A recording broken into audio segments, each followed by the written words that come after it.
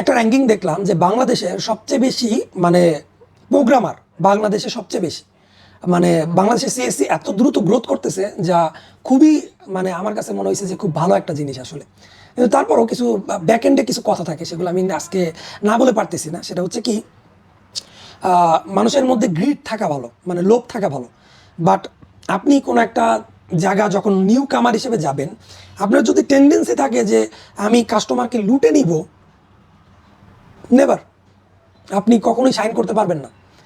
আপনাকে আগে কাস্টমারের পজিটিভ ফিডব্যাক নিতে হবে, দেন আপনাকে অনেক অনেক কিছু আছে। নতুন একটা কোম্পানি যখন আসে দেখবেন অনেক কিছু দেয়। আমি সিম্পল একটা এক্সাম্পল দিই, একদম সিম্পল। আমাদের একজন মার্কেটিংয়ের ম্যাম ছিলেন, ঠিক আছে? তো উনি একটা টোবাকো কোম্পানিতে জব করতেন। এখন তার কাছে আসছে, তাকে একটা টেরিটরি দেওয়া হয়েছে যে আপনাকে ওই জায়গাতে এই নতুন যে মানে সিগারেটটা আছে, টোবাকোটা আছে, আমি টোবাকোই বলি, এই টোবাকোটা সেল করতে হবে। তো ম্যাম তো পড়ছে বিশাল ঝামেলায়, তাকে একটা ক্যাম্পাস দিছে, এই ক্যাম্পাসের মধ্যে টোবাকো সেল করতে হবে। টোবাকো মানে বুঝতেই পারতেছেন, আমি আর না বলি সিগারেট আর কি। তো সিগারেট স্বাস্থ্যের জন্য ক্ষতিকর, এটা কখনই খাবেন না। আমি নিজেই এটার বিরুদ্ধে, তারপরও আমি কন্ট্রোল করতেছি এটার জন্য। যাই হোক, তো ব্যাপারটা হচ্ছে যে ম্যাম তো পুরাই আওলা হয়ে গেছে, কি করবে না করবে। তো ম্যাম কি করলো, কয়েকদিন ফিল্ডে রিসার্চ করলো। তিনি তো স্মোক করেন না, তার এই সম্পর্কে কোনো আইডিয়া নাই। তিনি দেখলেন, তিনি কি আমি করলেন কি, একটা নোট নিলেন, নোট নিয়ে যারা যারা স্মোক করে তাদের থেকে একটা সামারাইজ করলেন যে তারা কি কি ব্র্যান্ড খায়, কেন খায়, বা কি কি ফ্লেভার করে। যেমন অনেকে আসছিল ব্যানসন, যারা খায় তারা একটু হাইলি কি বলে, মানে কি বলে, তাদের ফাইন্যান্সিয়াল কন্ডিশন ভালো, বা যারা একটু কম দামি টোবাকো খায় তাদের একটু লোয়ার লেভেলের ব্যাপার আছে, বা অনেকে আছে মিক্সচার করে খায়। দেখা যায় যে 5টা কম দামি সিগারেট আর 2টা বেশি দামি সিগারেট খায়, মিক্সচার করে খায়। এখন এদের কাছে নতুন একটা ফ্লেভার কিন্তু এত সহজে পৌঁছানো যাবে না। তো ম্যাম কি করলো, ম্যাম প্রায় 20 কার্টনের মতো অর্ডার দিল নিজের টাকা দিয়ে, যে আমার 20 কার্টন লাগবে। এবং তিনি সেই ক্যাম্পাসে রাতের বেলা কোনো এক সোর্সের মাধ্যমে সেই ক্যাম্পাসে দিয়ে আসছেন। এটা একটা মার্কেটিং স্ট্র্যাটেজি। আমি আবারও বলতেছি, কেউ নেগেটিভভাবে নেবেন না, এটা মার্কেটিং স্ট্র্যাটেজি। তো রাতের বেলা কি হয়, অনেক সময় হয় যে রাতের বেলা যারা প্রোগ্রামিং করে বা যারা রাত জাগে তাদের মানে কি বলে, ওই যে টান উঠে, ঠিক আছে? তো হাতে সিগারেট নাই বা হাতে টোবাকো নাই, তো তখন তারা কি করে, আশেপাশে খুঁজে দোষ একটা দে, থাকলে দে, এরকম হয় আসলে। যারা স্মোকিং করেন তারা জানেন, বিষয়টা রিলেট করতে পারবেন। তো ম্যাম তখন রাতের বেলা ওই প্যাকেটটা দিয়ে যেত। তো সকালবেলা তখন যারা ক্যাম্পাসে থাকে, হলে থাকে, তারা দাঁত মাজতে মাজতে যখন বেরোইছে, তখন তারা দেখছে যে আরে কার্টন পড়ে আছে। আগ্রহবশত কার্টনটা খুলছে, দেখে ভিতরে টোবাকো। সবাই তো খুশি, ফ্রিতে টোবাকো পেয়ে গেছি, সবাই নিয়ে সেই, ঠিক আছে? এখন এইভাবে ম্যাম 1 মাস পর্যন্ত তাদের ফ্রি সাপ্লাই করছে। এরপরে কি হলো, কে করতেছে, এত তো স্টুডেন্টদের মাথা কামানোর টাইম নাই, ফ্রি পাইতেছে, খাইতেছি, ঠিক আছে? 1 মাস পরে যখন উনি বন্ধ করে দিল, দেন ক্রাইসিসটা তৈরি হলো। এখন সবাই তো খুঁজতেছে এই কে দিত কে দিত। তখন উনি মানে ওই ক্যাম্পাসের একজনকে দিয়ে বলছে যে এই টোবাকোটা একমাত্র ওই দোকানে পাওয়া যাবে, ক্যাম্পাসের বাইরের একটা দোকানেই পাওয়া যায়। তো ওই দোকানে উনি মাত্র 1 মাসে প্রায় 60 কার্টন সেল করছে, 1 মাসে। এবং 1 ইয়ারে উনি ওইখান থেকে প্রায় আমার ঠিক মনে নাই, মেবি 4 থেকে 5 লাখ টাকার টোবাকো এখানে সেল করছে। তো ম্যামের টার্গেট অ্যাচিভমেন্ট হয়ে গেছে। তো এইটা হচ্ছে মার্কেটিং স্ট্র্যাটেজি। কিছু আপনাকে ফার্স্ট টাইম দিতে হবে মানুষকে ওইখানে ইউজ টু করার জন্য, দেন আপনাকে ওইখান থেকে মানুষকে আনতে হবে। আপনি ফুড পান্ডা, আপনি ইউটিউবে ঢুকলেই দেখবেন ফুড পান্ডার অ্যাড আসতেছে, আপনি বিরক্ত হন না? আরে এত কেন ফুড পান্ডা অ্যাড আসতেছে? কিন্তু আপনার মাথায় কিন্তু ঢুকে গেছে ফুড পান্ডা ফুড পান্ডা ফুড পান্ডা। তো এই যে ঢুকলো, তারপর যখনই আপনার খিদা লাগবে তখন আপনার মনে পড়বে ফুড পান্ডার কথা। তারা বিশাল লস দিয়ে কিন্তু এই মার্কেটিংটা চালাচ্ছে। কেন? একটা কাস্টমার অ্যাকুইজিশন করার জন্য। তাদের একটা কাস্টমার অ্যাকুইজিশন কস্ট অনেক হিউজ। এখন এটা আপনি যদি না জানেন কাস্টমার অ্যাকুইজিশন কস্ট কি, এত বোঝানোর টাইম নেই ভাই। আমি হয়তো বা আমার টাইম পাইলে আমি ছোটো ছোটো করে বুঝাই দিব এই জিনিসগুলো, টার্মগুলো, যেটা বিজনেসে দরকার।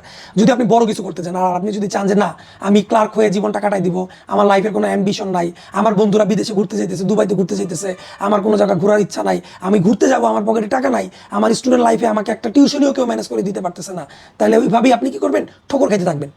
সো ঠোকর খাওয়া থেকে আমি মনে করি যে কারো কাছ থেকে অ্যাডভাইস নেওয়া, ঠিক আছে?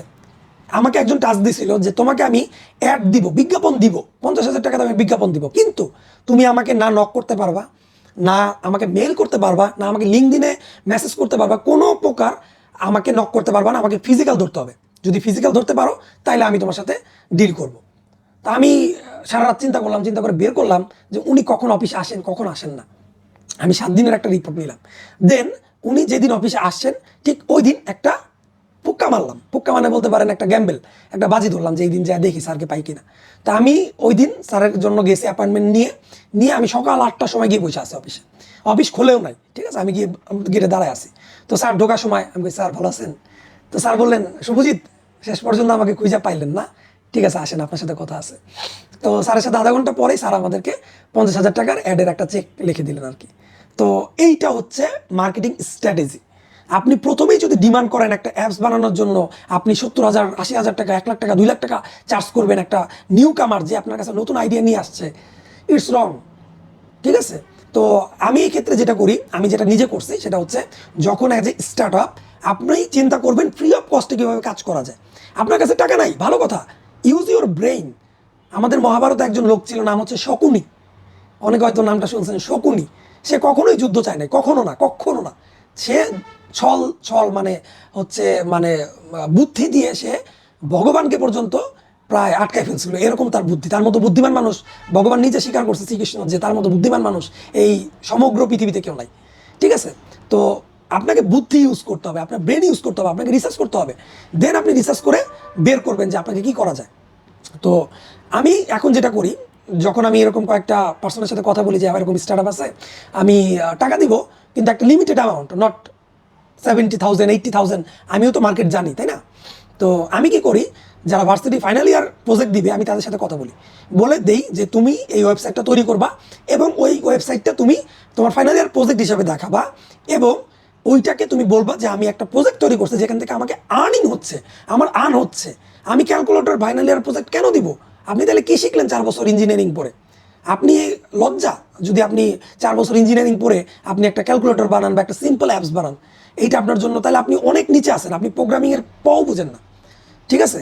তো আমি এর জন্য কি করি, আমি ওই সকল স্টুডেন্টদের খুব স্নেহ করি যারা খুব খাটতে আগ্রহী, কাজ করতে আগ্রহী, ঠিক আছে।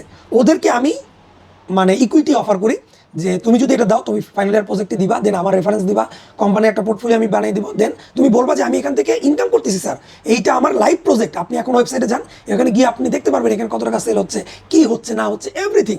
It's an e commerce platform বা অ্যাপস প্ল্যাটফর্ম, যাই হোক।